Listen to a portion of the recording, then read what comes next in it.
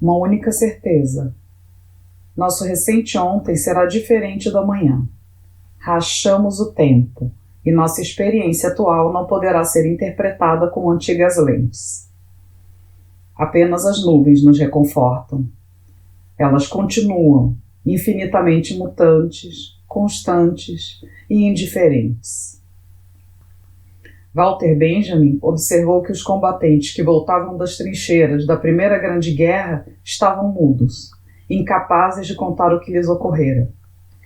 Freud notou o mesmo fenômeno. A mudança no cotidiano lhes foi de tal maneira radical que, segundo Benjamin, uma geração que ainda fora à escola num bonde, puxado por cavalos, viu-se abandonada, sem teto, numa paisagem diferente em tudo, exceto nas nuvens, e em cujo centro, num campo de forças de correntes e explosões destruidoras, estava o frágil e minúsculo corpo humano. Solitária, eu fazia minha caminhada matinal. Um vírus, uma pandemia nos impõe distanciamento. Os que não podem se distanciar estão expostos à doença e à morte. O muro que demarca meu caminho é um signo humano claro. Não ultrapasse. Esse espaço não te pertence. Goiânia tem muitos muros com fios elétricos, arames farpados, vidros e outros elementos que evidenciam o medo do outro, o medo do próximo.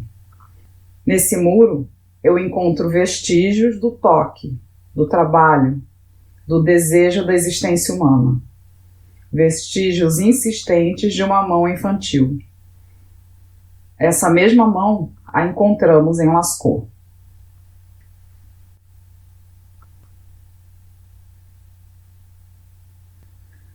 Georges Bataille dedicou a última década de sua vida à arte rupestre. Visitou inúmeras vezes a escura e profunda caverna de Lascaux. Os homens de Lascaux eram nômades, viviam de caça e coleta. Eram capazes de produzir artefatos e linguagem. Como poderiam esses homens rudimentares, vivendo sob os caprichos violentos da natureza, produzir uma arte tão exuberante, potente e, sobretudo, vivaz? A resposta de Bataille era simples. Não eram homens rudes. Definidos como Homo sapiens, sua principal característica não era o saber, mas o jogo e o riso, ou seja, a arte.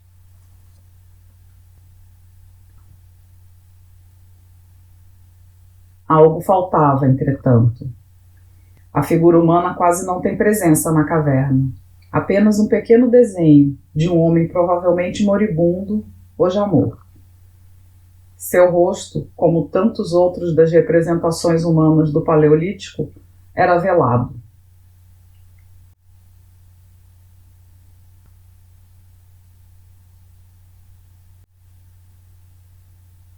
Nossos antepassados certamente não ficavam indiferentes às marcas de grandes patas em terra úmida. Nós interpretamos os vestígios para lhes dar um significado. Nossa atenção aos detalhes, às marcas, às ruínas e aos restos, talvez tenha esse começo. Mas nem tudo é muro. O desejo do contato, da proximidade nos atinge. Refeições são oferecidas aos cães e gatos da rua. As plantas colocadas em frente aos muros anunciam que nem tudo é concreto. As praças, abandonadas pelo poder público e cultivadas pelos moradores, são oferecidas aos usos comuns. A cidade se situa entre a morte e a vida. Cada cidadão sabe disso e disso se esquiva. Um companheiro, um familiar morre e o corpo apodrece, até que restem apenas os ossos. Acompanhar tal degradação foi fonte de angústia para o homem pré-histórico. As sepulturas datam do Paleolítico. Nelas, grande atenção é dedicada ao crânio. Ele é preenchido ou recoberto de barro, de gesso, simulam-se as carnes e as feições. Os orifícios são sinalizados. Assim, há um trabalho humano sobre a morte. Teria sido a percepção lancinante da morte do outro que nos tornou humanos?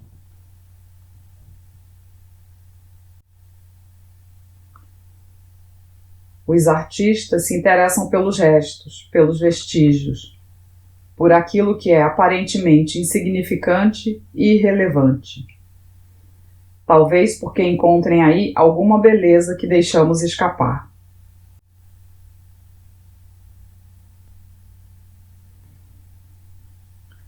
Dürer, 3 anos depois que os portugueses aportaram na costa do Brasil, pintou cuidadosamente as singularidades daquilo que chamamos ervas daninhas.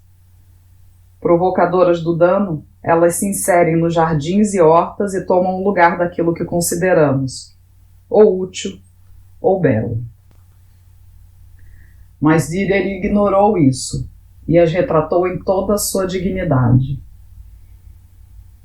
Quando a arte na Europa era submetida aos reis e às cortes e aos cleros, alguns artistas interessavam-se por aquilo que estava aquém ou além de qualquer hierarquia.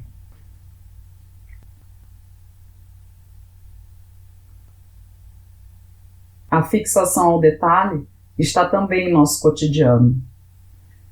Quando nos apaixonamos, qualquer pequeno sinal do ser amado é minuciosamente e infinitamente interpretado. O que significa aquela rápida olhadela? E o bocejo durante a conversa? Por que não veio hoje? Quando vai voltar? Me ama? Me desama? Os vestígios são nossas casas, nossos livros, nossas imagens, nossas fotografias, nossas dores, nossos amores, nossa linguagem. Recebemos das gerações passadas e legamos, quase sempre de maneira desigual e injusta, para as novas gerações.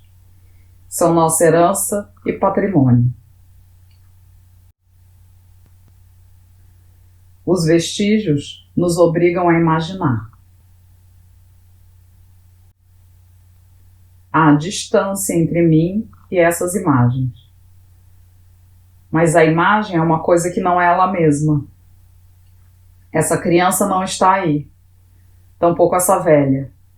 Mas imagino, a partir dos traços e das cores, uma criança, uma velha. É que os vestígios excitam nossa imaginação. Nos pomos a narrar, ou seja, a tecer vínculos entre o que vemos, o que percebemos, o que pode vir a ser ou o que já foi.